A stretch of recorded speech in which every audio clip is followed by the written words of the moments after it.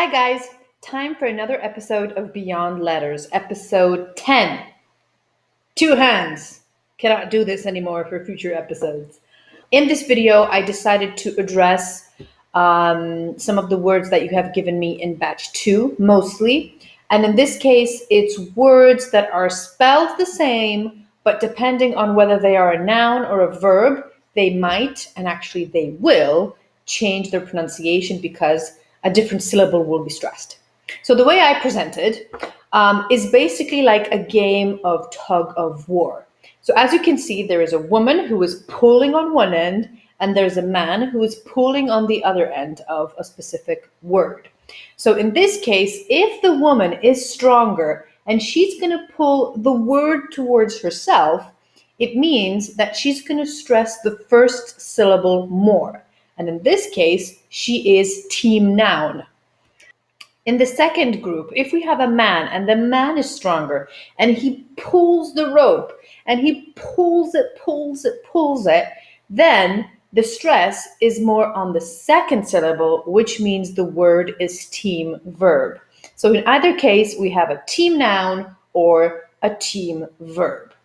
By stressing how the words are pulled and whether they are pulled more towards the woman, so the noun, or whether they are pulled more towards the man, which is a verb, might make it easier for students to actually imagine how these words work.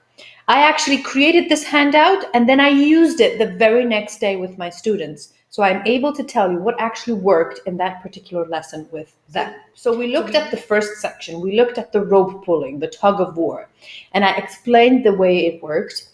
And that, as it turns out, was quite an eye-opener for many of the students in that particular group because they were not aware completely of this fact that the word might change pronunciation depending on whether it's a noun or a verb. So that was a huge success, I must say. What did actually prove to be a challenge was the fact that the students had to pronounce these words in isolation. So, okay, let's stress the first syllable. Progress, progress, increase, increase, permit, permit, project, project, import, import, insult, insult. So this proved to be difficult for them because some of them couldn't grasp the idea that the word has two different syllables.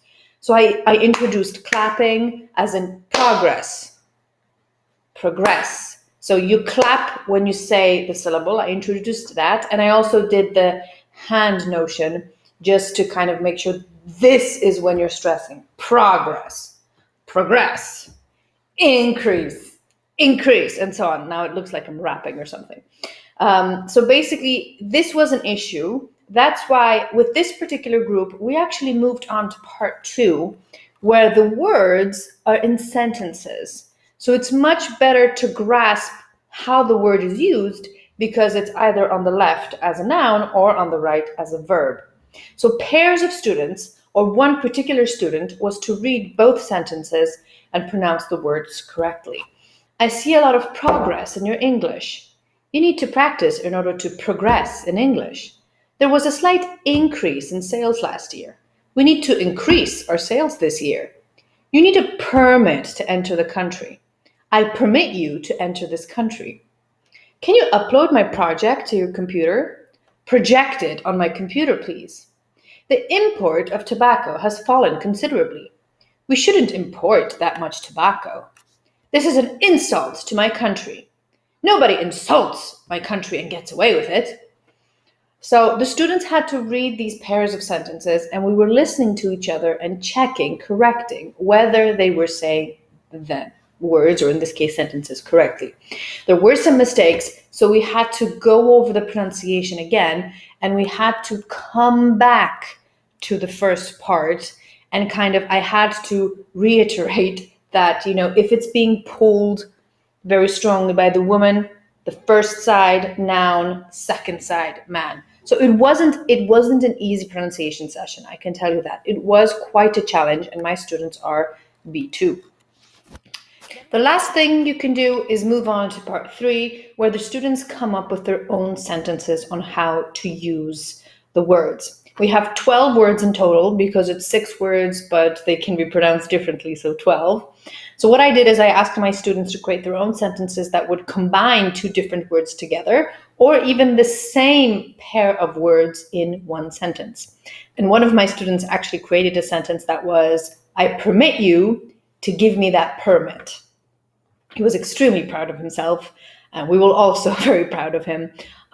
So basically, this is what happened. So this is, again, a business English handout, so it can go quite nicely with Beyond Letters number 2. If you haven't done Beyond Letters number 2, go back, find the video, find the handout, have a look. And if you're going to be doing this video, if you're going to be doing this handout in class, please let me know how it went, especially understanding the tug of war, understanding the sentences, creating their own sentences. I'm really interested to find out. And if you're downloading anything, remember to love, like, or comment. It really makes my day.